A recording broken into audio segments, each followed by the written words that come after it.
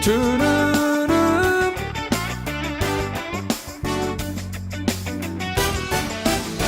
Estoy siguiendo a Jesucristo. De este camino yo no desisto. Estoy siguiendo a Jesucristo.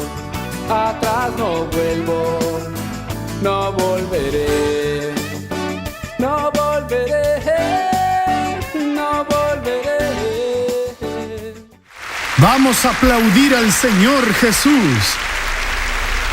Estamos estudiando el segundo libro de Crónicas, capítulo 28, sobre el rey Acaz, el hombre que insistió en ser burro. Miren qué cosa seria. ¿Cómo es eso, doctor? El sujeto era descendiente del rey David. Su padre, Jotam, solo tuvo un problemita del que Dios le reclamó. En las demás cosas no se equivocó. Su abuelo fue el rey Usías. Era un hombre de Dios.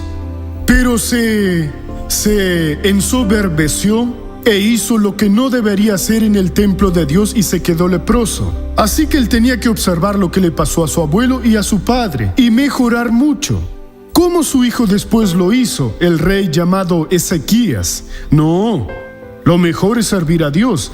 Ese Acaz, que está en el capítulo 28, tenía 20 años cuando empezó a reinar y reinó en Jerusalén por 16 años. Pero ese hombre tuvo una infelicidad enorme.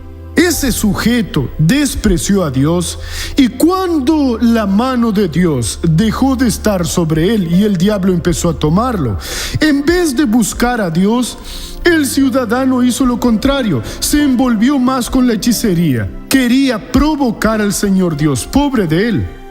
Cuando está escrito en el capítulo 28, en el versículo 16, cuando el rey de Israel, porque eran dos tribus, Judá, dos naciones, Judá e Israel. Israel era el que más se equivocaba. El rey de Israel derrotó a Judá. Mató en un día 120,000 hombres, guerreros y valientes. ¡Qué tristeza! ¿Cómo fue posible? Parecía incluso que mataban a mosquitos, 120,000. Fue un día de llanto. Aún mató a su hijo, a su mayordomo y al que era como si fuera el primer ministro. Aún se llevó 200,000 prisioneros, se llevó todo el botín. Entonces Dios vio que las cosas estaban llenas de rabia de verdad. Mandó al profeta Obed a reprenderlos y ellos liberaron a 200,000. En vez de buscar a Dios, entrar a la presencia de Dios, Señor, ¿dónde me estoy equivocando? Ayúdame. En el versículo 16 dice esto: en aquel tiempo envió el rey Acaz a pedir ayuda a los reyes de Asiria.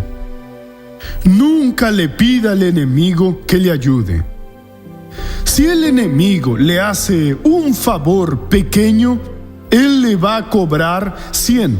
Tenemos que trabajar con el Espíritu Santo. Nunca le pida al enemigo. Supongamos que usted está siendo perseguido por algún policía y usted encuentra a otro que le gusta ser sobornado y usted le da. Eso no se acabará nunca. Al contrario, más le perseguirán. Hermanos, eso no sirve para nada. Por eso siempre tiene que ser correcto. Si usted es un empresario, no debe nada. Y está un fiscal ahí intentando inventar algo, pero usted le paga algo a él. Hizo algo errado. Él le cuenta a otro fiscal de otra cosa. Allá es muy fácil. Vendrá el otro y usted ya no estará libre de ellos. Bueno, si estoy equivocado, puedo multarme, pero no voy a entrar a la corrupción. Algunas personas lo hacen y se decepcionan. Ese sujeto de la Biblia se perdió. Tendría que orar y decir: Dios, estoy loco, me perdí. No puede ser. Josué hizo eso cuando Israel fue derrotado en la ciudad de Ai. Dios, ¿qué ha pasado? Rompió sus vestidos y Dios le dijo: mira, no tengo defectos. Dije que no tomasen nada del anatema, pero alguno de ustedes lo hizo. Agarró un lingote de oro, un manto babilónico, un poco de plata y lo escondió. Josué reunió a todo el pueblo. ¿Quién hizo eso? Nadie quería confesar. Está bien.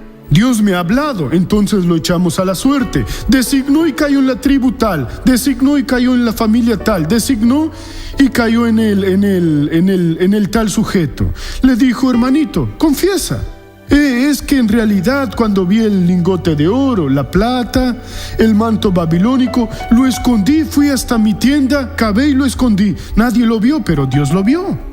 ¿No sería mejor si él se llamaba Acán, si le hubiera confesado allí a Dios en ese momento cuando Josué preguntó quién era el responsable? Lo mejor sería que no lo hubiera hecho. La Biblia dice: el que piensa estar firme, mire que no caiga. Aguante todo lo que el demonio va a hacer. Hizo eso, pidió y tomó unas decisiones porque la gente estaba haciendo de su tierra lo que quería. Veamos el versículo 20. Él pidió. También vino contra él Tiglat-Pileser, rey de los asirios, quien lo sitió en vez de ayudarlo. El enemigo nunca le va a ayudar, hermano. Cuando la persona le pide ayuda al demonio, el demonio hace lo que desea. Así que el que le pide ayuda al demonio, si usted le pidió, pídale perdón a Dios. Doctor, desesperado, fui a una encrucijada, hice un trabajo, convoqué a un demonio. Hermano, reconcíliese con Dios porque ese pecado fue cometido en la ignorancia. Y Dios no lo toma en cuenta, le perdona y termina esa cosa. Él le pidió a ese rey de Asiria y él vino, pero lo sitió en vez de ayudarlo. Porque Acaz, vean lo que le exigió. Aunque Acaz despojó la casa de Jehová, la casa real y las casas de los príncipes, y lo dio todo al rey de los asirios, no lo ayudó. Aunque reciba algo, el enemigo no nos ayuda. El diablo es un diablo malo. Dios es un buen Dios. El diablo nunca será un buen diablo. Y Dios nunca será un Dios malo. No quiera nada con el enemigo. Mire, no quiera al enemigo en su propiedad, en su mente, en su familia, ni en nada. Él solo viene a matar, robar y destruir. Agarró las cosas, le dio las suyas, las de la casa de Dios, de los príncipes, le entregó todo en las manos de ese hombre. Pero el hombre aún hizo lo peor. Ese ciudadano, hermanos, que les dije que fue demasiado burro, dice esto en el 22. Además, el rey Acaz, en el tiempo que aquel lo apuraba, añadió mayor pecado contra Jehová. Ese hombre, en vez de desesperarse y decir: Dios, estoy loco, perdóname. No, Señor, no me ayudarás. Me estás haciendo esto, entonces verás lo que haré contigo. ¿Y qué hizo? Locuras, cosas de locos. Versículo siguiente. Porque ofreció sacrificios a los dioses de Damasco, que lo habían derrotado, y dijo: puesto que los dioses de los reyes de Siria les ayudan, yo también ofreceré sacrificios a ellos para que me ayuden. Pero estos fueron la causa de su ruina y la de todo Israel. Queridos, vamos a poner las cosas al día. Con Dios no se juega y al diablo no se le pide nada. Tome las cosas de Dios en serio.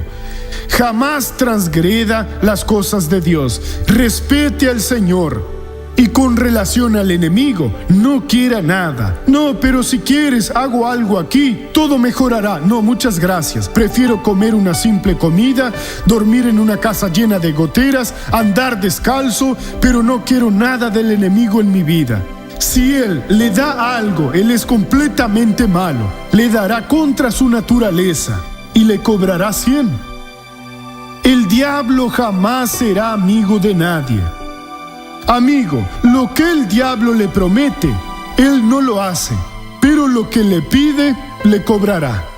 Y si Él le ayuda un poquito, lo hace contra su naturaleza. Y aquí nosotros vimos cómo ese hombre fue tonto. Enseguida le fue a pedir a los dioses, que no son dioses de ninguna forma, de los enemigos, para que le ayuden. No le ayudaron, fue su ruina.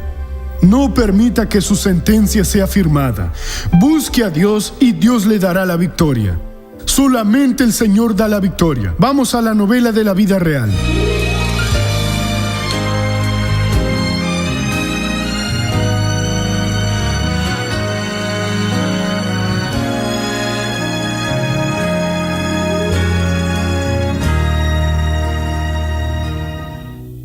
El conflicto religioso en el matrimonio de Wilson empezó poco tiempo después de su conversión.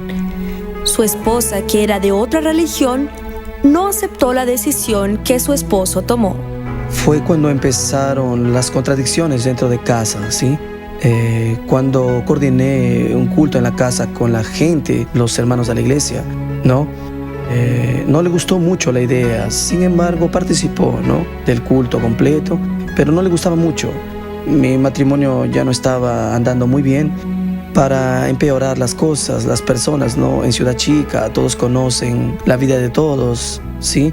Resultó que inventaron muchas calumnias sobre mí, así que al principio de mi conversión pasé por muchas pruebas y eso terminó provocando la separación entre mi esposa y yo. Cleide se dio cuenta que estaba equivocada y buscó a su esposo para reconciliarse. Pero eso no me conmovió porque aún estaba muy abatido, estaba muy reciente. Pero yo seguí participando, seguí yendo a la iglesia, ¿sí? Hasta que un día recibí la palabra de Jeremías en 15:20, ¿no? En donde dice: te pondré ese pueblo por muro fortificado de bronce y pelearán contra ti, pero no te vencerán porque estoy contigo. En el momento que recibí esa palabra, eso me fortaleció, eso me animó mucho, de verdad, me sentí muy fortalecido, empecé a ver la vida de una manera muy distinta, ¿sí? Así que un tiempo después ella vino para que conversemos sobre intentar una reconciliación, ¿sí? Y fue cuando le impuse una condición, que fuera a la iglesia conmigo. Me invitó a que frecuentara la iglesia con él y fui bien. No me gustaba. Siempre miraba el reloj para ver cuándo se terminaba así, irritada, ansiosa para volver a casa. Pero ni modo, ahí estaba, firme, todas las semanas con él en la iglesia. Y luego empecé a ver el programa con él, ¿sí? Pero tampoco me gustaba. No me gustaba el doctor. Hasta que un día, ¿no? Un poco después, quizá casi un año, fue cuando llegué y estaba viendo el culto, pero yo estaba muy cansado y quería dormir, y ella se quedó sola viendo el culto, cuando de repente la escucho golpeando la puerta de la pieza y llamándome: es hoy. Y le pregunté: ¿cómo es eso? ¿Qué pasa? Incluso me asusté un poco y me dijo entonces: es hoy que decidí ser creyente, entonces arrodíllate que haré una oración por ti. Esa fue la primera etapa, la primera batalla que ganamos en el nombre de Jesús. Fue difícil la batalla, pero perseveramos hasta el fin y logramos la victoria. La segunda etapa fue mi proyecto de vida que realicé del 2004 al 2005, en donde determiné algunas bendiciones que yo quería alcanzar. Wilson comenzó a recibir las bendiciones descritas en el proyecto de vida de 2005. En menos de 2 meses logré pagar todas mis deudas y comprar lo que también había determinado. Uno de los proyectos era comprar una moto. Así que alcancé todas las bendiciones. Me faltaban solamente el empleo que había pedido, ¿sí? Porque yo trabajaba, ¿no?, en un lugar que no me daba mucha estabilidad, ¿sí? Yo quería un empleo estable, ¿sí? Quería el transporte y también quería un buen trabajo. Y un día estaba pasando y me detuvo una hermana y me dijo, ¿sí? Que iniciarían, que abrirían las inscripciones para el concurso público en este municipio, en el municipio donde vivimos. Hice tranquilamente la prueba y pasé en segundo lugar, para la honra y la gloria del nombre de Jesús. Luego enseguida en la ciudad vecina, que es muy cerca de aquí, también abrieron inscripciones para un nuevo concurso, ¿sí?, en la misma área en que trabajaba, igual al que yo había pasado como profesor. Fui y nuevamente hice el concurso en la ciudad vecina y también fui aprobado. En ese pasé en primer lugar y gracias a Dios hoy trabajo, ¿sí? Por eso aquí estoy para hablarles, para contarles que Dios es grande, que Dios es tremendo, que cuando Él promete, Él cumple. Gracias, Jesús. Si usted es convertido, pero su pareja no lo es, tenga paciencia. No sirve pelear. Empiece a clamar: Padre, tú dijiste, cree en el Señor Jesucristo y serás salvo tú y tu casa. Yo creí, ahora trae a mi familia y vendrá todo el mundo. Solamente tiene que creer. Cuando una persona se convierte, el manto de la salvación es extendido sobre toda la familia. Obviamente el enemigo intentará por aquí o por allí para que usted saque a alguien y lo entregue en sus manos. No, quedará bajo el manto de la salvación y Dios se revelará. Pero su transformación realizará la transformación de la familia. Vamos a la primera pregunta. ¿Actualmente es posible tener la misma fe que tuvo Abraham? Mire, la fe Dios nos la da a nosotros, no para desperdiciarla, no para la promoción personal, tampoco para ser aplaudido. Él nos da la fe de acuerdo con nuestras necesidades. Obvio que nos da mucho más que lo que necesitamos, pero, por ejemplo, Él me dio una fe para predicar el Evangelio. ¿Por qué me daría esa fe a mí si no me hubiera llamado para predicar el Evangelio? Tengo varios hermanos que no tuvieron ese llamado, así que no les dio esa fe a ellos. ¿Por qué le dio a Abraham? Porque quería que Abraham saliera de la tierra de los caldeos y fuera donde Dios le mostraría. Se volvió el padre de los fieles, recibió muchas promesas que nos pertenecen. Entonces por eso obtuvo la fe. Yo no estoy preocupado si Dios me dará la fe de Abraham. Yo quiero que me dé la fe para que cumpla mi ministerio. Eso nos da. Lo mismo le digo a usted. Segunda pregunta. ¿Hasta qué punto llega la bondad de Dios? ¿Hasta qué punto va la bondad del Señor Dios? Hermano, ¿hasta cuánto lo pueda medir? Porque Dios es inmensurable. En todo lo que es, lo es inmensurable, no hay cómo medirlo. La bondad de Dios nunca termina. Entonces, doctor, si Dios es bueno, yo puedo equivocarme, hacer todo lo malo y me llevará al cielo. No, porque realmente es bueno. No dejará que una persona que hace cosas malas viva con nosotros en el cielo. Es tan bueno que no permitirá eso. Quiere salvar a la persona, pero si la persona no quiere, no llevaré a mis redimidos lavados por mi sangre, que vivirán en el mundo de la pureza, y llevaré unos sucios e inmundos para que estén hediondos al lado de ellos. Por eso los sucios e inmundos se quedarán. La bondad de Dios no tiene límites. Ahora vamos a abrir el corazón. Estoy con un problema de salud y no sé qué hacer. Hace algún tiempo surgieron verrugas en mis partes íntimas y me da vergüenza contarle eso a alguien. Tengo miedo de ir al médico y descubrir que se trata de una enfermedad grave. Estoy preocupada principalmente porque tengo hijos pequeños. No sé más qué hacer. La desesperación me ha dominado. Por favor, necesito de sus consejos. Hermana, está siendo demasiado bobita. Primero que al médico usted debe ir y no esconderle nada a ese médico. El médico examinará su problema profesionalmente. Y es tontería nuestra no querer que un profesional nos examine. Si es una enfermedad grave, es bueno que la descubra al principio y ya la extermine. Si deja la cosa crecer, ¿qué va a hacer? Tenga juicio en esa cabecita hueca y mañana marque una consulta y dígale: doctor, tengo este problema.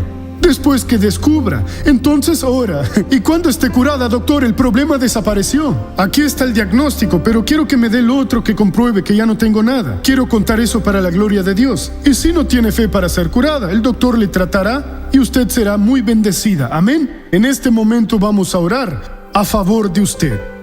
Ahora baje la cabeza usted que está en casa. Padre, oro por esta persona.